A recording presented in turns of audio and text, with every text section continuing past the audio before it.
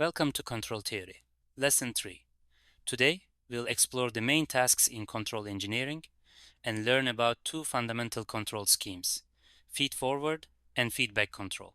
The main goal of a control engineer is to understand and design technical systems. We want to obtain the desired output from our system with minimum error. In other words, we have a target output and we're trying to create a control system that achieves it as accurately as possible. The first control scheme is feedforward control.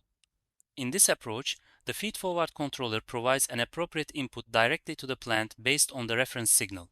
The controller calculates what input is needed to achieve the desired output without measuring the actual output.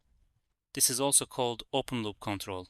The second scheme is feedback control, also known as closed loop control. Here, the controller measures the actual output and compares it with the reference signal.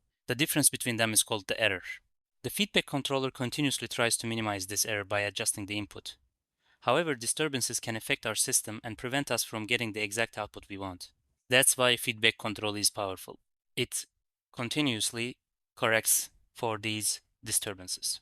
What is the general solution procedure in control engineering? There are four main steps. First, mathematical modeling of the plant. Second, understanding the plant behavior and its properties. Third, designing the controller to achieve the desired behavior. And fourth, simulation and testing on the real system. This final step verifies whether our design meets the objectives.